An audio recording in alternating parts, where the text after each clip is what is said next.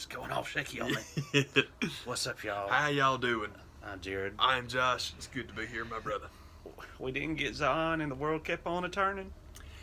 I don't know how, but it did. Yeah, I got it. We have been forsaken. I'm very uncomfortable with the draft, and I'm going to tell you guys why.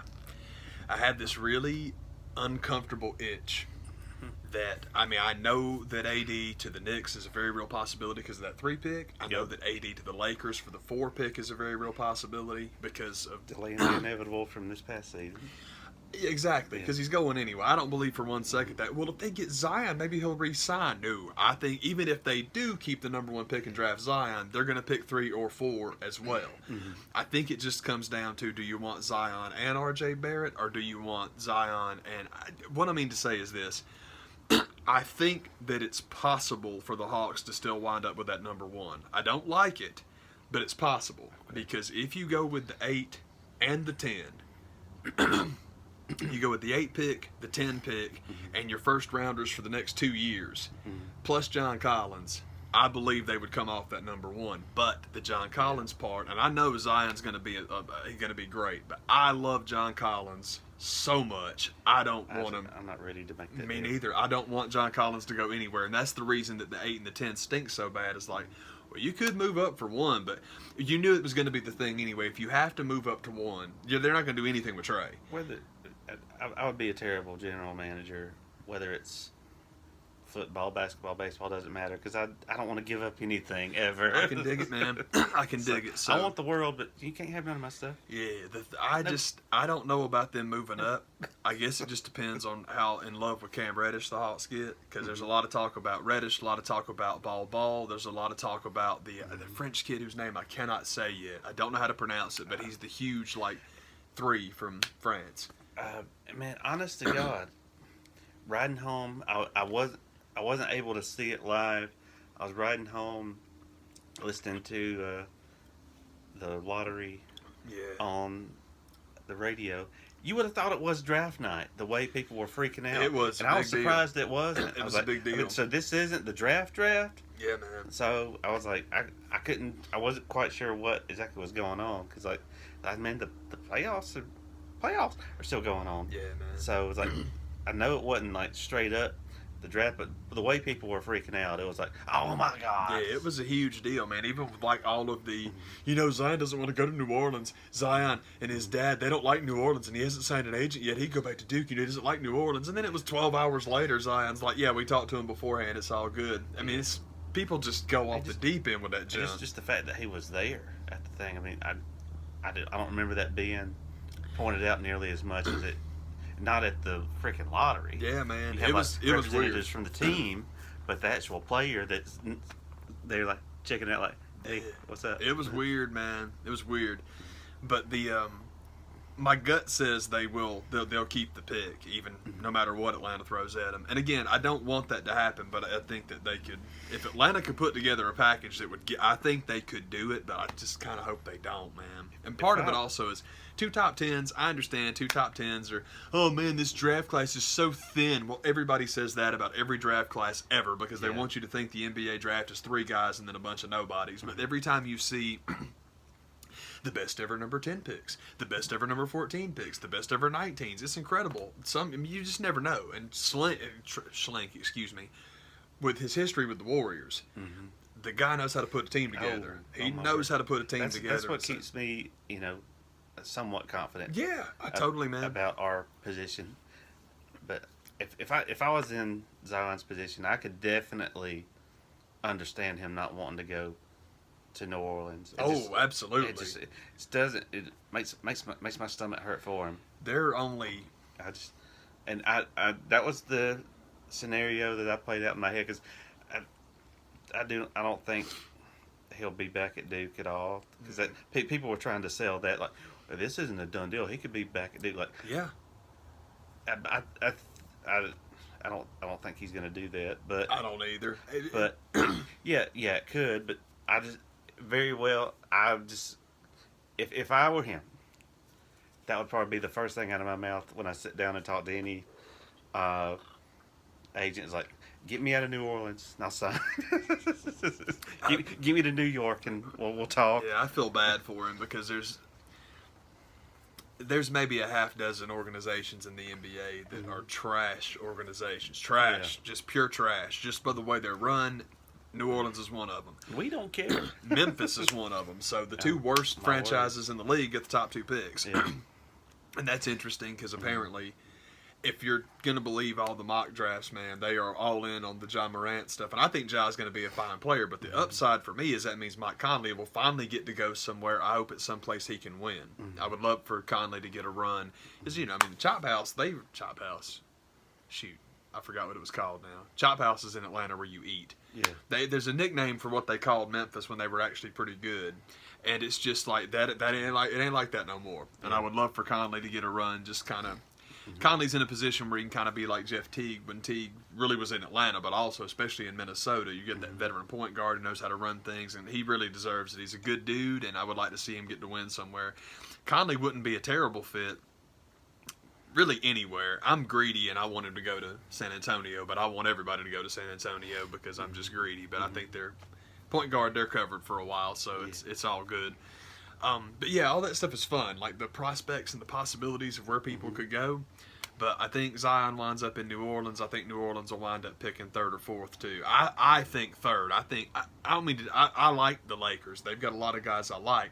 But as far as like the lump deal of like Kuzma and Brandon Ingram and Josh Ball and Lonzo Ball and your number 4 overall pick and next year's first rounder and all that stuff, I'm like, first of all, New Orleans does not need a point guard.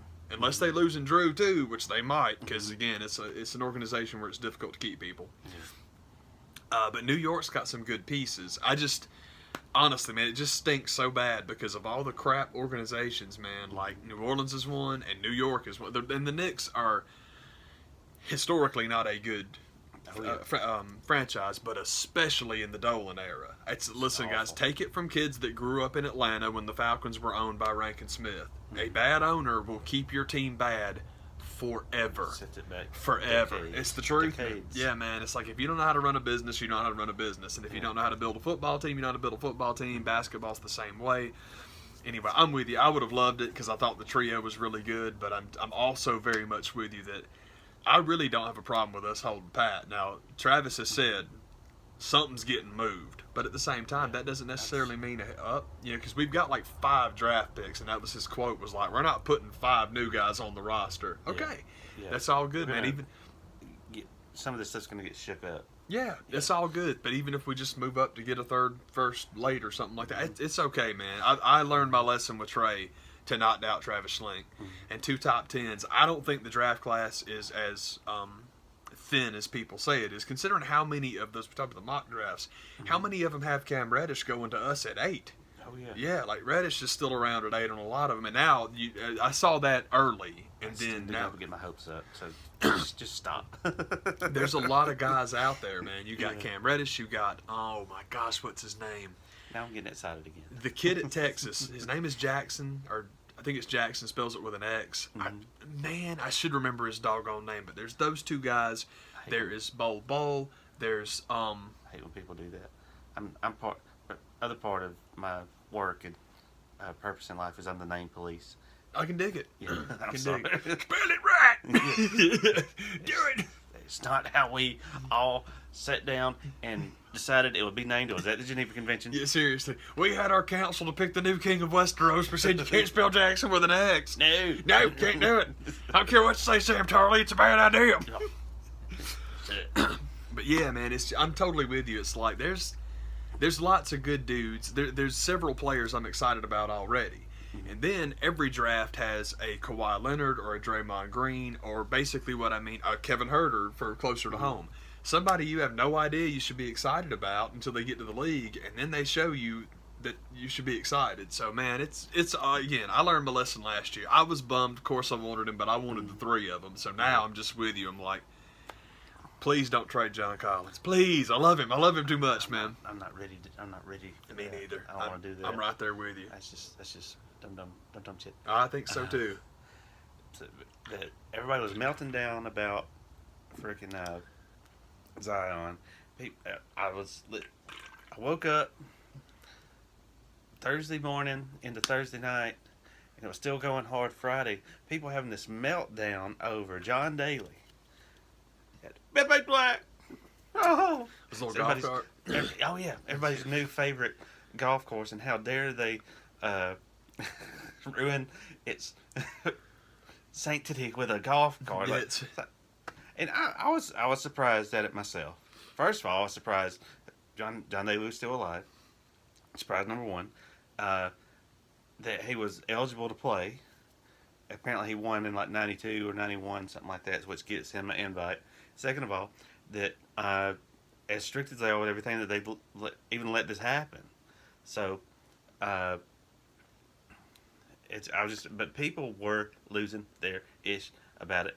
That I was talking to like I think it's going to be okay. I think the world's going to keep on turning. I think so too. It bothered me in the sense that I get coming off the Masters, we want Tiger to win another one because who doesn't want Tiger to win another one? Yeah. But because he goes out on day one and gets obliterated, absolutely anything to keep talking about what Brooks Koepka's doing. Anything. Yeah. We don't want to talk about the guy that's lapping the field. So let's talk about the fat guy in the golf cart. It's like y'all are just excuse me, I drank that too fast. Obviously, y'all are pitiful, man. I drank it John Daly style. Shut up with my stars and bars pants on my cart. Hey man, get around here, man. Whoop shit, but par four, whoop shit, I think it was David Flaherty or one of the guys that he just kind of point blank just kind of said walking is very quintessential to this game. Let's leave it at that. If you can't, it's part of the concept and mindset of everybody gets a trophy. I think that lets somebody do this. If you're deaf, blind, and capable of climbing Mount Kilimanjaro, maybe you don't get to. Maybe if you can't walk, you don't get to use your cart. But at the same time, it was the same. I'm not sure who to give credit to, but they were sitting down, they were talking about it like, this isn't going to be the advantage he thinks it's going to be. To get off of your golf cart, walk through the gallery, do your drive, walk back through the gallery, get on your golf cart, go to your ball, get off the cart, walk through the gallery, hit your ball, rinse and repeat. Said the advantage is the sanctity of being able to walk up the middle, and that's where he feels that this is not going to be the advantage. Yeah, they got the golf cart on the fairways. It's not like they're doing that. Yeah, so I mean, calm down, guys. Yeah. I mean, this is not going to help him in the slightest. Yeah, it's and it didn't. So I mean, now we've proven the point yet again. Yeah, man, it's ridiculous. I'm just with you, but it's like it's twofold, man. Part of me is like, again, it is to overshadow Koepka, who's having a great run. And the other thing, and this sounds really dumb and it's all conspiracy theory, but I believe in stuff like this, Jared. I share it all the time, and I'll tell you guys now. They had the whole story about 2 weeks ago where somebody that used to work at one of Trump's golf courses would talk about, like, he would drive golf carts on the greens. I mean, if he's out on the course, he goes wherever he wants to, and it's all like, okay, so now when we make jokes about John Daly, we can tie it back into the president, because, humor about Donald Trump and making jokes about the president, man, that's so original. I'm telling you right now, man. It's good that you... Where has that been? No kidding. It's good that you do the legwork. It's very funny to mention in a golf cart story.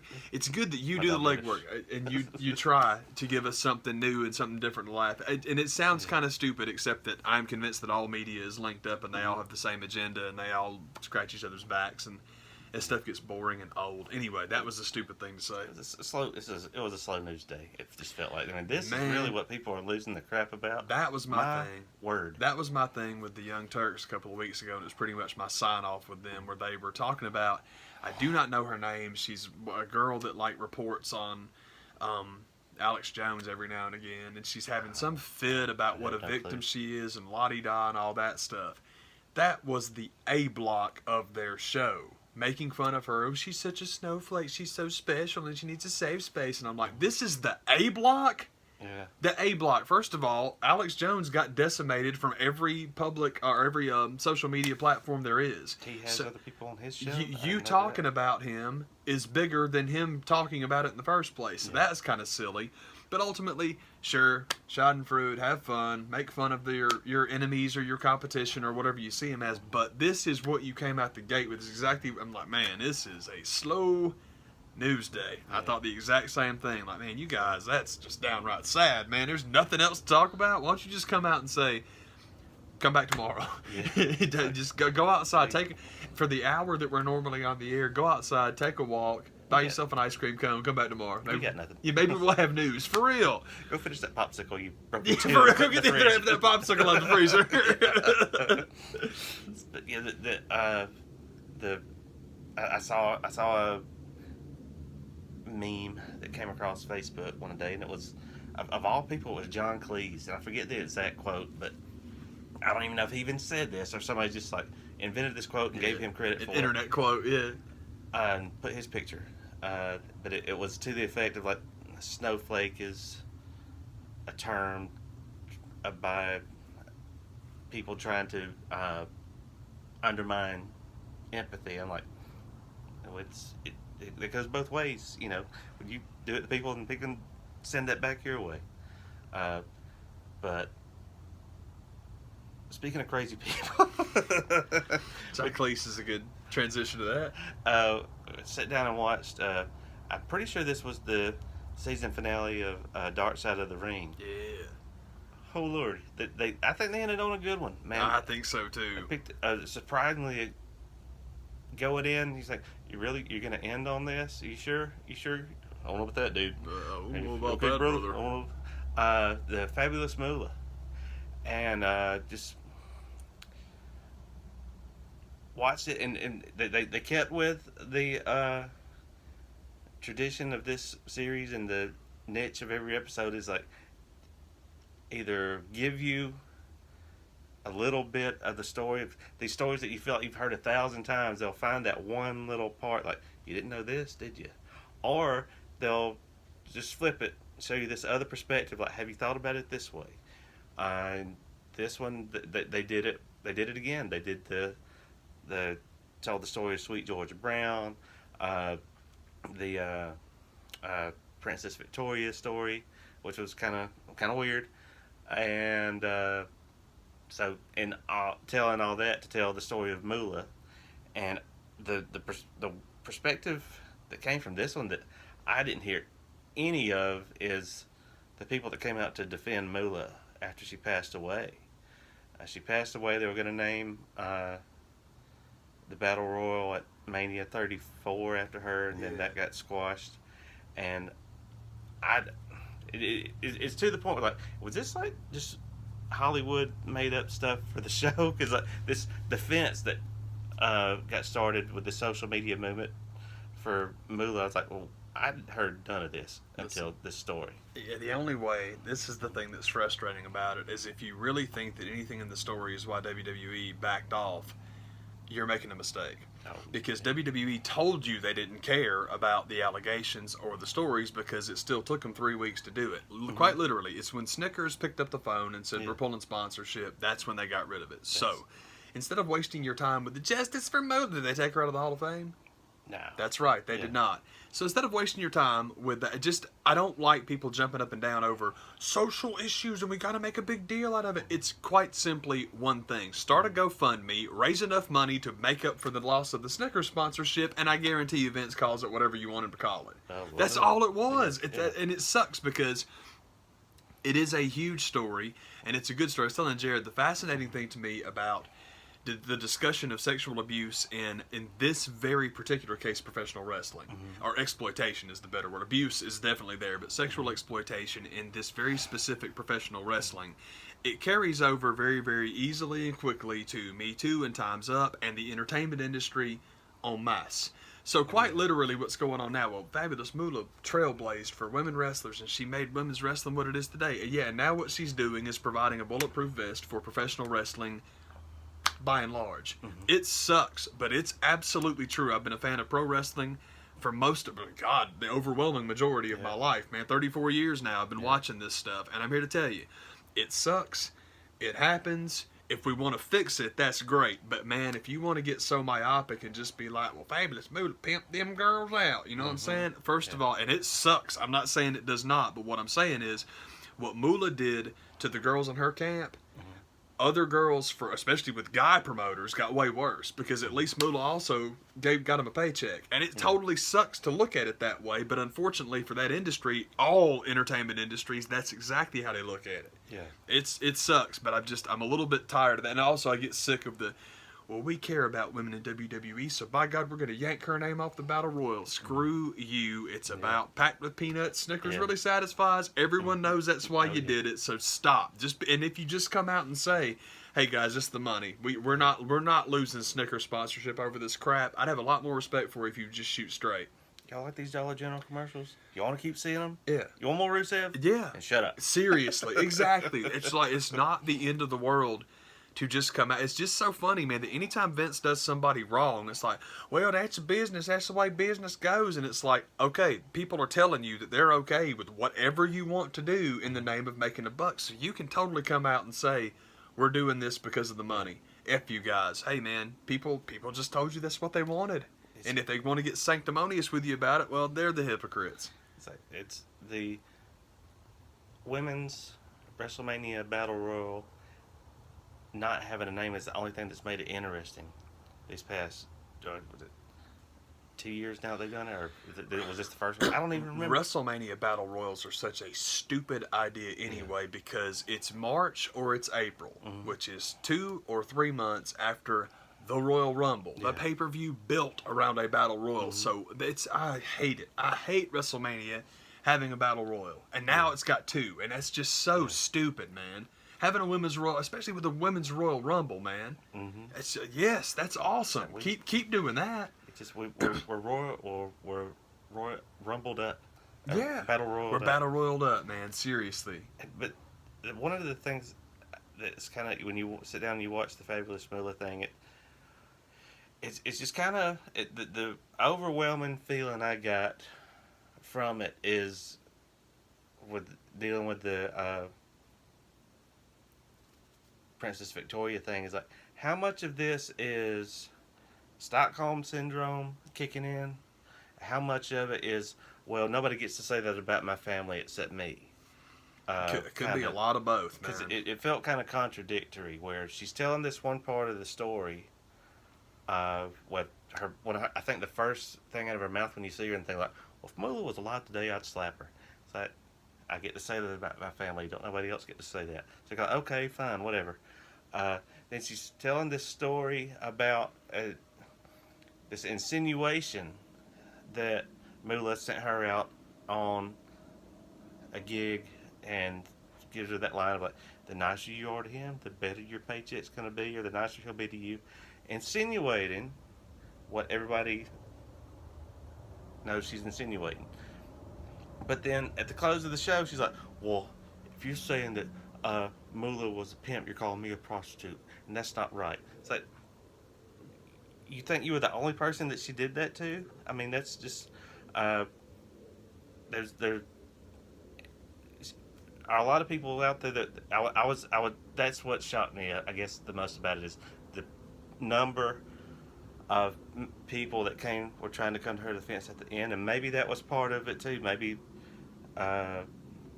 they came back for an interview another day, or they took a break. She came back. Maybe I was a little bit too out there and hardcore for Moolah, and I want to try to backtrack on some of this. I don't know what the end of it was, but it felt kind of contradictory to what she was saying earlier when she's out backtracking, and she's like,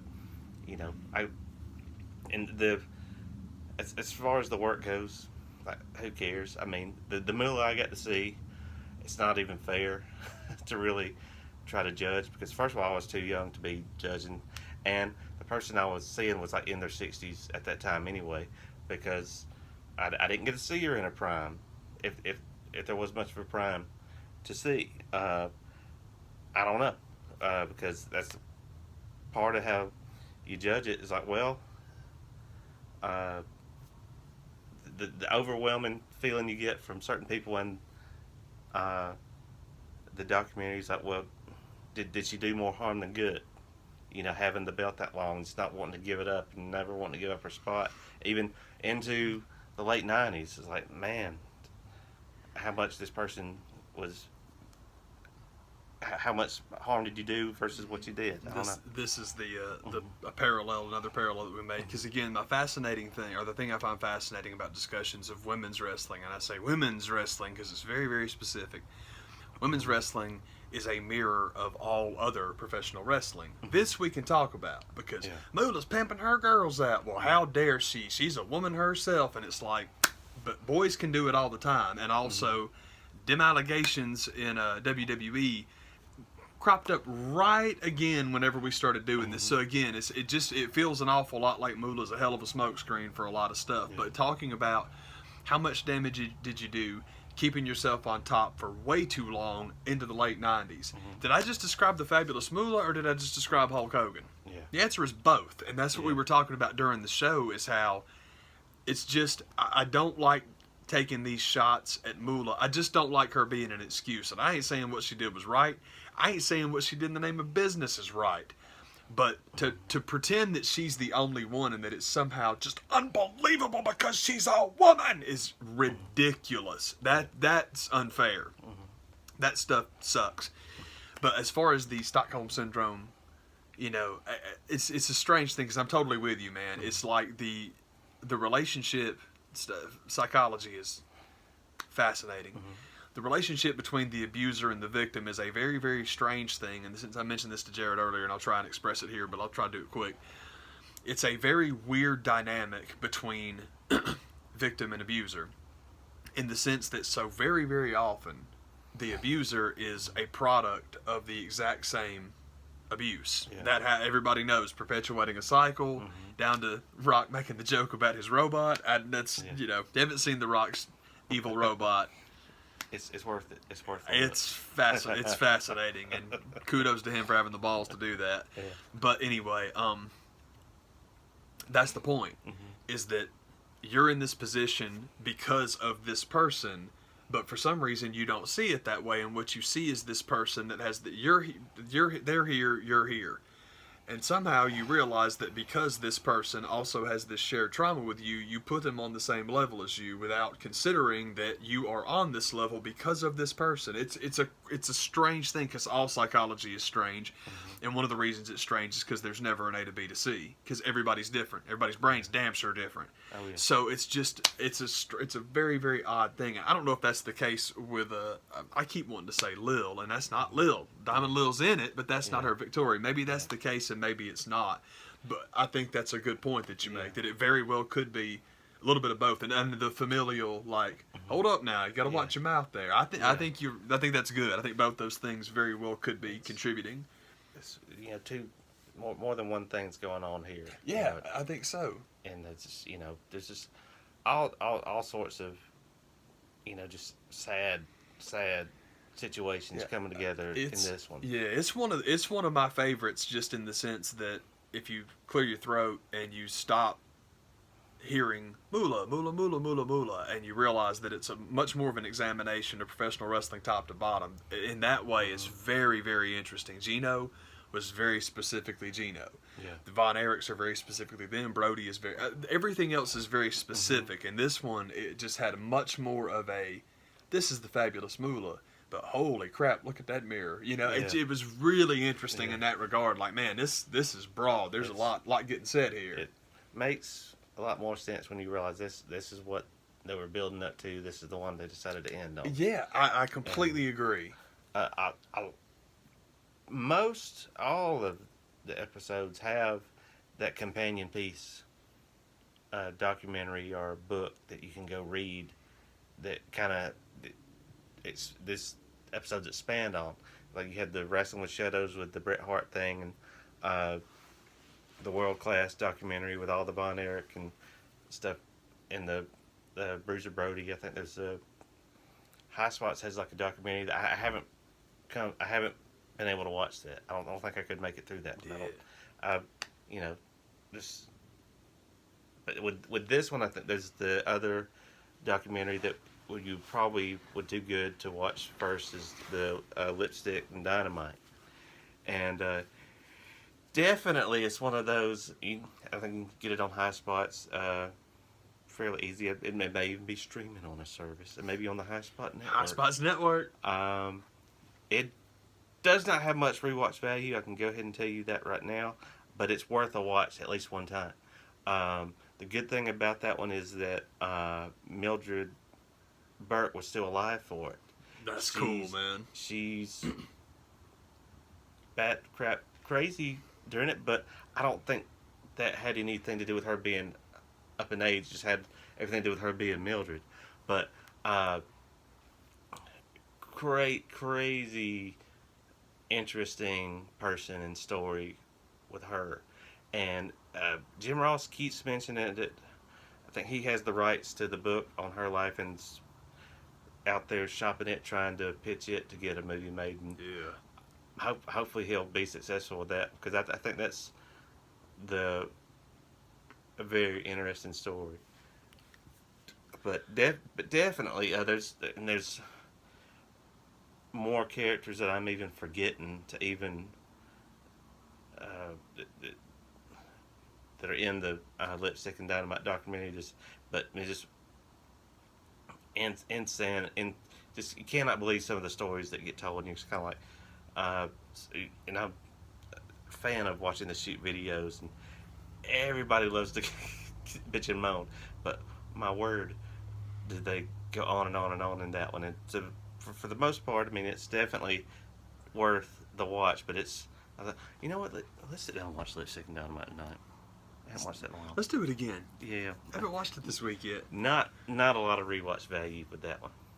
I can dig it. What you do is watch Lipstick and Dynamite and then fire up Netflix and watch the Glow documentary, because it's fantastic. Now, the Glow documentary is dang good. Exactly. I remember watching that It'll one. pull you back, and maybe you'll feel a little bit better at the end of it. that one, even as it kind of takes you down. Oh, there's some definite sadness in it. But the Glow documentary leaves you on the upswing far more.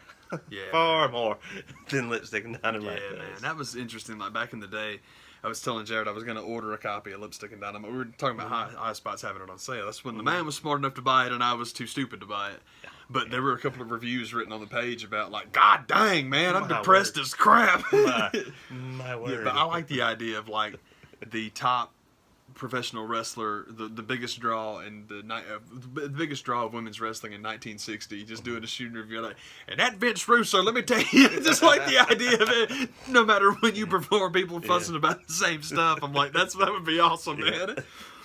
I tell you what he said. Yeah, man, Vince Russo's a piece of crap. Can't stand him. I don't think he's got any place in my profession. My brother.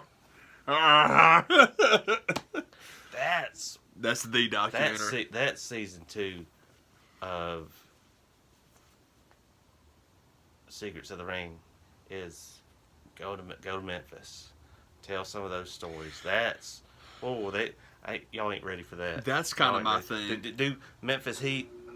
Yeah, but as a TV series, y'all ain't ready. I would love that, and I would also like if we can get away. And don't get me wrong, I understand the reason you do Dark Side of the Ring is because the tragic element of professional wrestling is, I think it has the same appeal as like serial killer documentaries and stuff like that. Obviously it's different, but it's got kind of the same draw. The darkness and the roughness and all that. People. It's true. And the downside of any type of celebrity or fame, or we were discussing this earlier, man, that so much in just like performance arts, man, all of us performer kids are a little odd. Yeah. Always have been. And it's more of that, like, I don't know if you want to call it shared trauma, but it's like you have this weird kinship, and it's odd because I think that the deal with pro wrestlers, it's a very different thing, because with professional wrestling is the first time someone rings a bell and then you get a paycheck when you're done, that is when you're one of the boys. So it ain't like that. It ain't like I'm saying I'm in the club, or all of us that have ever done a play are in the club. Not claiming that. Absolutely not. But there is this interesting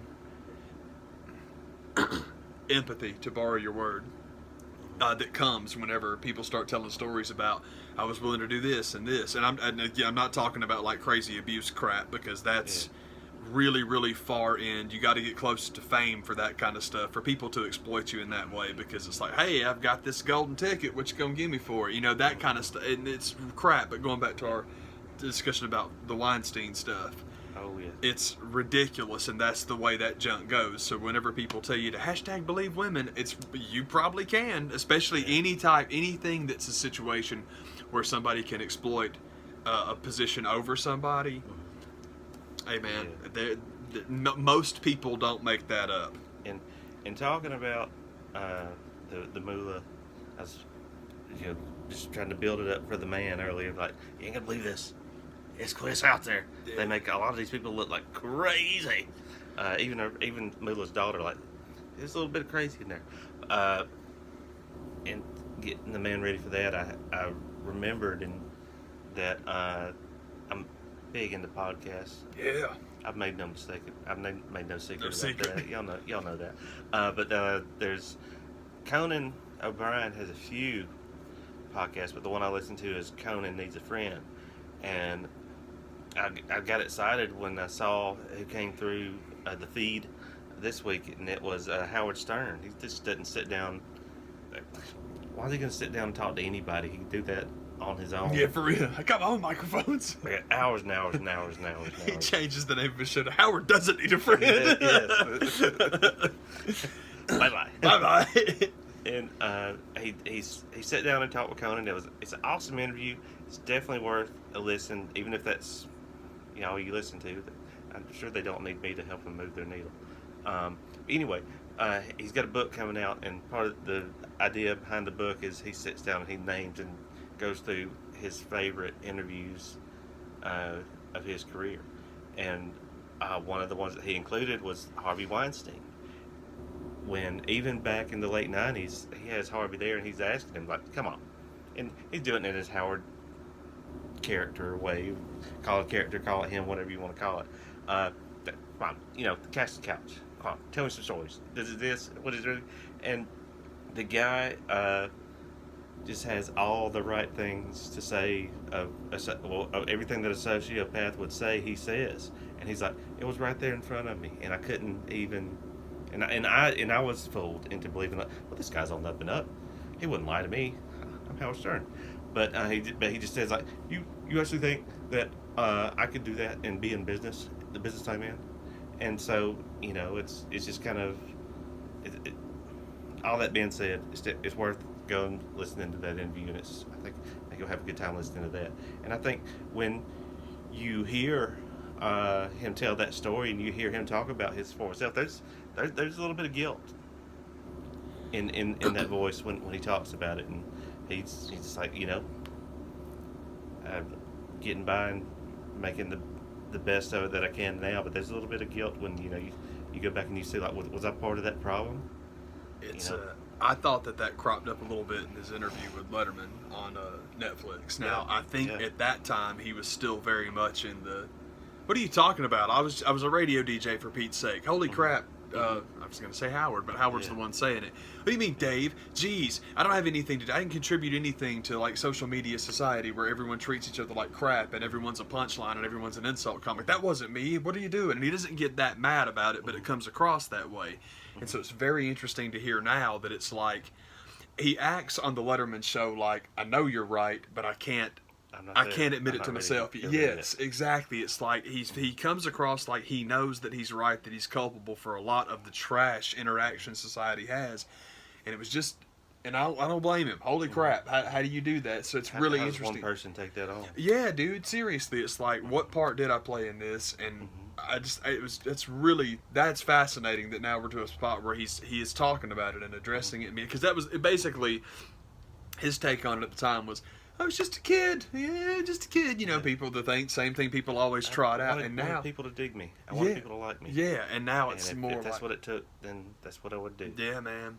But it's cool to be like, once you're on the back end of that, like, well, I'm not a kid now, so this is how I'm going to talk about it. So that's quite cool. I got to check that out. And he makes the point of explaining, like, he's like, man, I can't listen to that stuff. And he's like, I'm not saying that to be cute. I'm saying that, and Conan says the same thing about his shows in the 90s. Like, it hurts it physically hurts to try to watch that and listen to that because I'm not that person anymore. Yeah, man. And when people bring it up, and it's like and I was just trying to be entertaining on a show. I can't listen to it. I think that kind of stuff is fascinating in the context of then carry that over with like musicians that have been around for 40 years. I mean, I can't imagine having to play the crap you wrote when you were 26 years old. I just can't. It's like I understand why. We're going to play some songs off the new album, and all of us in the crowd are like, oh, boo, but I can totally see why. Shit, I'm going to go over here and take me a piss. But yeah, it's just like, I hate that, and I feel bad about that, because it just seems, it would suck to be Quentin Tarantino and be like, hey, man, you remember when you shot the beginning of Reservoir Dogs in slow motion? Sure. That was awesome, man. Do the Chris Farley thing. Remember that time? Yeah. Remember that time you were in the Beatles? That was so awesome. Remember that time you were in the Beatles? Yes, I do. Awesome. It's like so excited, man. For real. Speaking of which, man, I saw this horrifying picture some idiot posted of him with Becky Lynch, because that's a heck of a transition, where he's like giving her this hug from the back, and she's like, you can just tell she's like physically uncomfortable. I'm like, you got to stop doing that stuff. But it occurred to me, like, I know if I ever meet Becky Lynch, I know what I want my picture to be. I want to do like 80s tag team, like, that's exactly what I want it to be. That's totally what I want the picture to be. But it's like, it's totally like, yes. And I've never been at anything that she's been at. Yeah. But I've been in the room, stood next to Bayley, and I just get that feeling of like, man, this hugging gimmick was a terrible idea. That's totally. And that's like, save mine for one of the little kids. Give them an extra one. I don't need you to hug me. That's exactly. Get that creep vibe. I'm creepy enough as it is. I don't need any help. This is that symbiotic thing we do. I quite literally mentioned the Becky Lynch picture to get to Bayley, because I knew that you had that story of like, man, you can just, there's just a feeling in the air, and it's all like, seriously. And that's the deal. I'm gonna like, if I ever get to meet Bayley, what I'm gonna do is shave all my hair off again, and grow my beard out. And I'm not sure what happened there. Like little cut. I talked the tape into submission. I apologize for that, man. I don't remember. We were in mid-launch. But it was about Scott Dawson Bayley and Scott Dawson. That was it, man. So that's my idea. Cool. Heck yeah, man. But I think that the tag team grip picture is a good idea for pretty much anybody you meet, man, because it's funny and it's awesome. And also, every now and again I can smile okay in photos, and every now and again I can't. So if I'm doing Crazy Man tag team face, I'm always like, yeah, for real, man. Seriously, man. It's always good. Yeah. That's the way to do it. Yeah, man. Throw down. I don't know where we were, so we'll just go till this one says 45 minutes. It's gonna be Omega Okada edition. Yeah. That could be you. Yeah, for real. I don't think there's any need to even try to do a review of Money in the Bank last night. It's like, man, I've heard enough complaining about that show. Go watch AJ and Seth and then turn it off. That's all you have to do. I'm really happy to hear. I don't want to sound like I'm surprised to hear they were excellent, but I was glad to hear they were, because it's like, man, if I'm watching this, that's what I'm watching it for. So I know there's a lot of other people that feel the same way. And man, it's AJ and Seth. You want them to be spotlighted. I love it. I think part of my issues with the show was, none of they're doing had like issues with Wi-Fi and just things starting and stopping and having to reset. But at the same time, this just felt like a long show, and it wasn't. I think it was like 3 hours was the run of the show, maybe a little bit over, but it felt like forever. Was the problem with this show, and there's just nothing that the Usos can do to get off the pre-show. Yeah. Even working with the guy that was just champ at Mania just a few weeks ago, 6 weeks ago now, 5 weeks ago, whatever. So it's like they're just playing nothing they're ever going to be able to do to get off the pre-show. So just screw you guys. So go to just go to Uso W. Dude, if it's every tag team in the world, man, just hit the Exodus trail. Do it. Yeah. Just do it. Why not? Yep. So, we thought we were rid of Brock, and apparently he's back again. Yeah. Just couldn't care less. I'm not to the point where I'm just like, I'm done with him, not watching anything else, but I'm getting there. Yeah, I personally love the Brock thing, and I'll try to get through it real quick, and then I'll and I did not see the show, but I'm with them. I'm very, very happy about AJ and Seth, and I'm absolutely ecstatic that Bayley won and got the reaction she got, because Bayley's really awesome. So that's good. I'm happy about that, and also Grand Slam champ, first ever. I love that. I love that. That is such a cool thing. I'm happy that she's the one they picked to do that. But the Lesnar thing, it's such a jerky thing, but this is what happens. Yeah. If you don't learn lessons from your past mistakes, this is what happens. When you pick that one guy and you put him up above all others, they're not all going to be as friendly as John Cena. Now, Cena definitely got advantage. He definitely took, I don't want to say took, he got priority. He was put above other people. And he did, but Brock Lesnar is looking back over the Hulk Hogan playbook and being like, oh, you guys thought that was insane? Because literally, the man has said it for months now. The Fox deal, Fox money, going to be on Fox. It's going to be great. We're going to be Friday nights on Fox. Woohoo, it's going to be awesome. But you better have one of those former UFC champions on our show.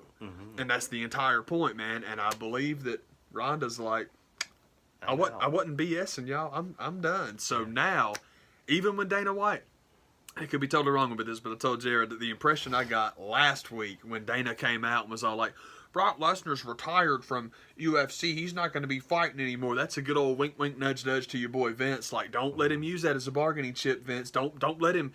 He won't be coming back here. So he can't use that now. And of course, Brock's at home with the freaking Fox contract going, you knock yourself out there, Dana. And that's exactly what's going on as he waltzes back in, wins after doing nothing. He'll be the Universal Champ before we can turn around. And somebody made the great point. And if I was Brock, I would do this too, because creative control is a mug.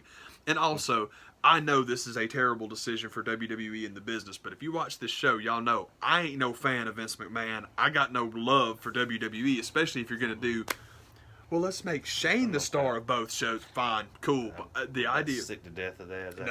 No kidding, dude. It's like you literally introduced the wild card so Shane can be on both shows. Okay, whatever, man. Oh, God. But the I just love the idea. Anyway, you don't even need a rope. No kidding, man. Seriously, but it's like, dude, I love this dude's idea. Who's like, yeah, man, the next big pay-per-view, you have Brock wrestle Seth and win the Universal title, and then cash in on Kofi and win them both. And I'm like, yes, do that. Just absolutely compound the misery of all wrestling fans. Do it. I just think it's too funny, and I love the idea.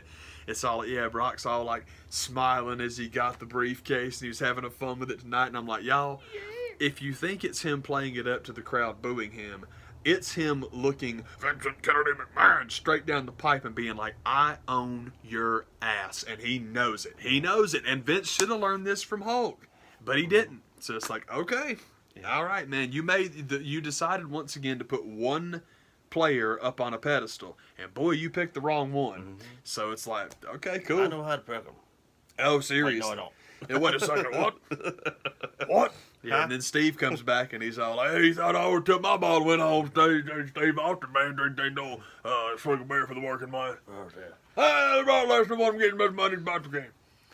I mean, just give him the 24/7 belt because it's gorgeous. It is a pristine piece of wrestling history. I'm really, really happy that we have that again. The prestige of this belt that we just invented. No kidding, man. The prestige of this belt that even I, Mick Foley, beloved by all, can't get over. And look, God Christ, what are we going to do with this? I hated the hardcore title anyway, so now that we've brought that back, it's like, whatever, man. Okay. I dug it. Loved it up until the 24/7 asinine rule. Yeah, that was so stupid. Once they did that, now they're crap on the belt. Crap on the belt, man. They're crapping on the belt. And so they brought back this title. Invented this title tonight. Who cares? that Whichever. everybody thought, well, is it going to be the hardcore? Is it going to replace the title? Is it just going to be a new design? And what is it going to be? They, have Mick come out to try to, why him of all people? Why do that to him? Yeah, that's what I'm saying. What Mick ever do to you? It's like we knew that this was such a gigantic floating turd. It's like, Mick, everyone likes you. Get this piece of garbage over for us. For real. It's like, y'all, he's not God. We painted one of the New Day titles from the Mania Superstore. Yeah, why don't you make it something? Best we could do. Get it over. Why don't you get it over? I tell you, I've been. We was going to pass these out for the old WWE 24 network.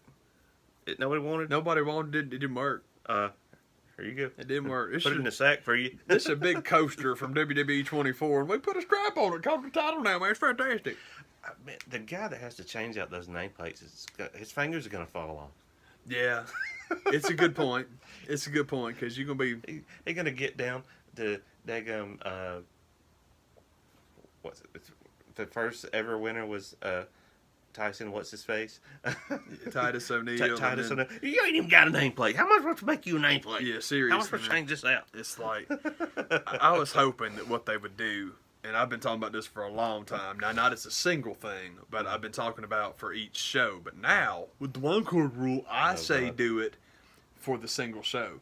Bring back the television championship. And we talk about it all the time. Where just go to one women's championship. You're watching TV? I'm your champion. Yeah, I'd love that. One women's championship, one men's championship, and bounce back. Which, first of all, the world championship does not need to be defended on every show anyway. That's what your tag titles are for. That's what, you know what I'm saying? The whole thing with, like, the Iconics, who I don't think defended yet. Cool. Yeah. Put them on Raw one week and SmackDown the next. Again, the whole thing about Raw being its own thing, SmackDown, well, the wild card rule blurs the lines in the draft and the brand split. The brand split has always been such a stupid idea. It's never worked. It is so dumb. Stop it. And I understand if you've got everybody all the time, you can't use everybody. And that's why you should give these kids 3 months out of the year off.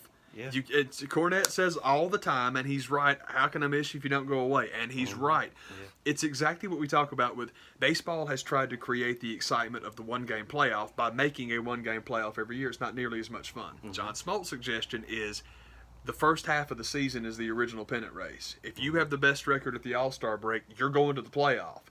Yeah. That is a brilliant rule. Mm-hmm. And building in, the emotion won't be the same minus the injury. Thank God. I think all of us can live without the injuries, but the pop is still going to be amazing. If you haven't seen somebody if Seth Rollins is off TV for 3 months, and then he comes back, people will lose their crap. Yeah. They will go bananas. So just the notion of everybody being there all the time, it gets clogged up. You got too many people. Cool. All right, so let it go. And it's not like, okay, 3 months WWE's not on TV. No, man, WWE will be on TV all the time. You're just using different people this time. Yes, absolutely. And if you want to keep anybody on all year, great. That's what your champion used to be. Yeah. So you really start writing big checks for your champs because it's like, sorry there, pal, no vacation for you. Cool, no problem, man. And it's just ridiculous to think. And who keeps the dadgum belt for more than 9 months now? Oh, yeah. You can still work it in. I've always thought that was a good idea, but it's going back to the point, sorry. A television championship, which is defended 1 week on Raw and 1 week on SmackDown, and it sucks for whoever has it as far as travel is concerned. I feel bad for them, but hey, let them in the wild card hang out. Mm-hmm. But I would love that. That would be a very cool thing. A lot better than 24/7, because one of the biggest problems I have with the hardcore title when they did that, and I said the hardcore title earlier, but you're right. It's absolutely when they put that step in. Yeah, man, it was hardcore, whatever. I think if you do it too much, you do it too much. Mm-hmm. But it wasn't the belt itself. It was getting watered down. It wasn't the belt itself. Yeah. You're right. It was just that stipulation. 24/7 is stupid. And one of the reasons it's so damn stupid is you go to watch the live show, and you come out and do promos and contract signings in person, and then it's all backstage vignettes. Well, when you have a 24/7 title, you're watching one of the matches on backstage monitors because, it can be defended anywhere. Oh, man. Oh, Bobby Roode's taking a crap, and they yanked him off the John. It's just like, that's stupid. Oh, God. Just even the fact that they didn't have the common decency, common courtesy to either put it on a poll or put it on a string and you have to climb a ladder. I just laid it in the freaking. Yeah, Foley. I'm just gonna drop this deuce right here. I want this crap. I'm gonna put this in the trash can where it belongs. Y'all come get it. Come get it. Have at it, boys. Come on, boys. And that's literally all that Titus had to do to win it was pick it up. Yeah, pick it up. Seriously. Could you make this title even more jobbed out from the get-go? And on top of that, it's ugly. Yeah, seriously, man. I think it would have been better if Titus said it was the only person that wanted it. He's the only person that came down and picked it up. Okay, you're the champ. Hey. And then 9 months from now, he still got it. Come on, somebody gonna try to pin me? Hey, who's gonna try and beat me for this? Never. Please. For Christ's sake. Well, okay. How about 24/7? Says 24/7. Man, who wants to beat me for this? Okay, non-title match, and the whole locker room empties out. It's like, hey, man, I'll wrestle you, Titus, but I'm not taking this. Yeah. You hang on that. Yeah, seriously, man. That's your problem. Yes, that's your problem. That's your problem. I was telling the man, I will tell you guys now too. It's the frustration that comes with. Well, AEW's not a big deal. Well, AEW's not going to get TV. Well, AEW has to buy their own TV time. Well, AEW's going to be TV PG. All these things, none of which are true. Now you finally have a story worth kicking them in the nuts over, and it doesn't have any impact because you've just tried everything. I cannot believe you can't even get one show in the books before your main event's messed up. Mm-hmm. How in the world did you not have this green lit and everybody, all parties are cool before you decided to let everybody know, oh yeah, it's going to be Pac/Neville and Hangman Page? Well, less than a week to go. It's insane. Yeah. I can't believe you didn't get. It's the same thing with like Lifeblood and Tennille Dashwood. So you didn't get her name on a contract before you put her in a faction. What are you doing? Yeah. I'm done. I just can't. I don't know. I just don't understand. I guess it's gonna never run a promotion. I'm here to tell you, if I want make too many people happy, I think if that's part of it. If I want Neville as the main event at Double or Nothing, which I keep getting the name of that wrong too, so I'm just going to start calling it Infinity War, because that's what I call. Apparently, I call everything Infinity War, so why not? Had nothing but trouble. Yeah, AEW Infinity War. First of all, if it's Pac and Adam Cole, I'm booking Pac Neville to win. Mm-hmm. Now, from everything I've read, which is a ton of crap, because God knows every opinion you're looking for is out there, but that was the plan. Mm-hmm. Neville was supposed to win, and that's a good idea. That's not where the problem is. The problem comes in with the Fyter Fest, where Kenny Omega wants to wrestle him for it, and Kenny wants to beat him for it. That's where the problem comes in. It's not Hangman Page, so if you heard, or at least as far as I know, people crapping all over Hangman Page. It ain't him. It's not, Hangman ain't mad about doing the job. He doesn't care about that. It's Kenny Omega that doesn't want to do the job, and the Dragon Gate contract that Neville has with that company is like, as long as you are our champ, you're not losing to anybody. How do we not get this worked out? Are you seriously telling me that some piece of shit documentary about a music festival that Kenny Omega thought would be funny, hey man, let's do a parody of that? That's what's messing up the main event for your first show? And if it is, you need to strip Kenny of his whatever executive VP or whatever the hell title that all of them has is. Before we even got off the ground. That is a big old mistake. And the biggest mistake, again, is you seriously have a problem losing to Neville? Because how are you going to change a title after one show if you want it to have any validity at all? Yeah. And if you want a long-term champ, you need to negotiate that with Neville before you put him on the poster. Because again, booking the match. Shut up, Full Gear. Hey man, seriously. Booking the match, giving him the title. I love all those things. But trying to yank it off of him so fast is a huge mistake. Now, Pac versus Kenny Omega, that is a great idea. I'm interested. Well, it's more of a sport, and you can't have screwy finishes and la-di-da. I'm okay with that too. So you telling me that Kenny Omega can't lose in the second match that's not even on television, not on TNT. No one's going to see it if they don't buy the Fyter Fest. And he can't do the job at his own festival. That's like saying that Perry Farrell and Porno for Pyro should have headlined Lollapalooza every year. You see what I'm saying? Yeah. I don't mean to crap on Kenny because I love him too. But I'm tired of hearing that this is Pac and this is Dragon Gate and it's Adam Page. When in reality, it's none of those people. You're seriously telling me that Kenny Omega must go over. Mm-hmm. I guess the problem is, well, as long as Dragon Gate will never let him lose the title, we're letting somebody else hold our belt hostage. And that is something you should have considered before you even got him involved. Once again, because that contract, as far as I know, that he's got with Dragon Gate, he had it when you signed him to begin with. Yeah. So if you don't want to let your belt be held hostage, I totally understand that. But, man, this is a conversation to have. And then, again, it's not even Kenny's fault. That's a conversation to have before Kenny gets involved. Yeah. So I might have to take back what I just said about Kenny Omega, because it probably wasn't a problem at all. If that's what they're looking at it like, well, his contract says he cannot lose as long as he's the champion of that promotion. We're not going to let somebody else dictate our booking like that. I understand that. That really does make sense. And, again, that's your problem with telling everybody, Pa's coming. Yeah. Ugh.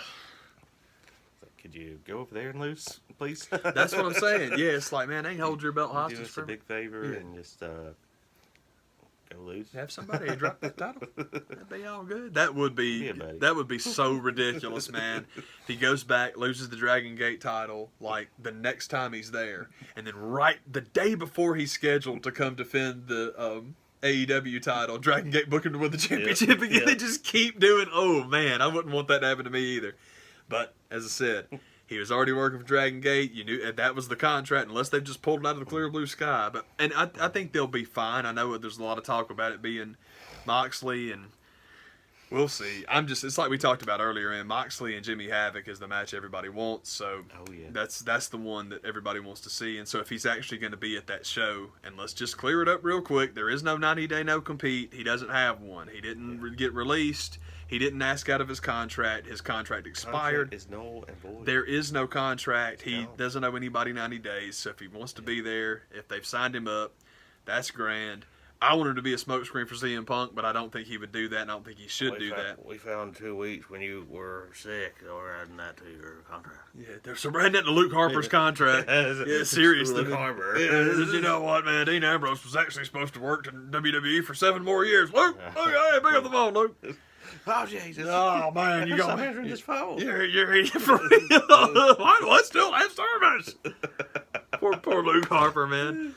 But nah, the thing is, we talked about, which I think the price point on that sucker's dropped twice already, except maybe it hasn't, because again, it's more of that internet stuff where the first thing you read is almost guaranteed not to be true. The second thing probably isn't either.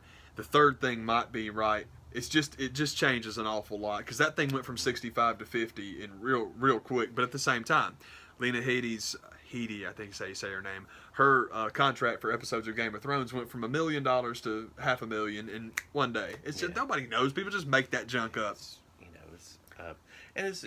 You don't know part of what you're buying. It's when it comes to the fight app, you buy it the whole weekend. That's like $100, $200, and you can't just buy the show for But at the same time, there was not a clear cut.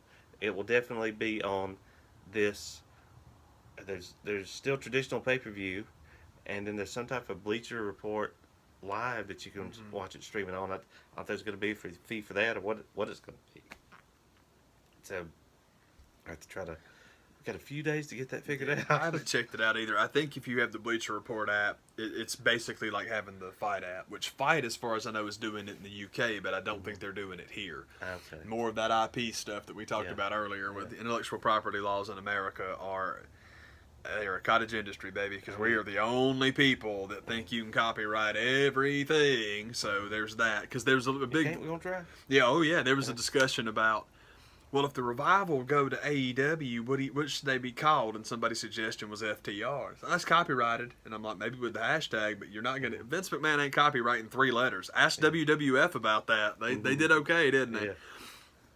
That worked out good for him. Yeah, seriously. But I don't know what to call them. I don't care what they call them. I'm just looking very forward to them getting out and being there. If Jimmy and Jay want to go with them, that's fine. And if Jay and Mark want to go with them, Jay and Mark, I meant to tell you that earlier, man. I could be totally wrong. They might be in Ring of Honor's plans now and forever, but they don't have to be. They don't need to be. So I would love it if the Briscoes would start doing more work with the NWA, because I want them to win those old gold Eagle belts. I think that would be awesome. Yeah. I would love that. And with the NWA, I mean, the Briscoes are still the Briscoes. I mean, they are fundamental to Ring of Honor, and they're going to be in that promotion forever. But I know that there's a match coming up where Colt Cabana got the NWA North American title at the show at the Crockett Cup. Mm-hmm.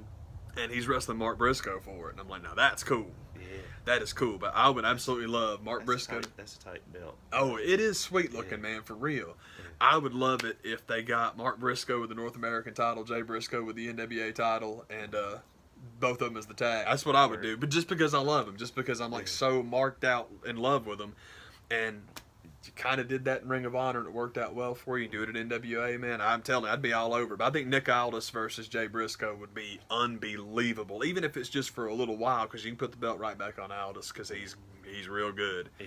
Nick Aldis, Jay Briscoe, let's do it. Cool. Briscoe Brothers Tag Team Champs, let's do that too. I'd love it, man. I love it, man. Nice to see you too, Jim. I love that. That was my favorite part of that whole promo, man. That's what's up. It is. Thank you for the blip. Sorry about that. That Wi-Fi get off here. Yeah. Bye.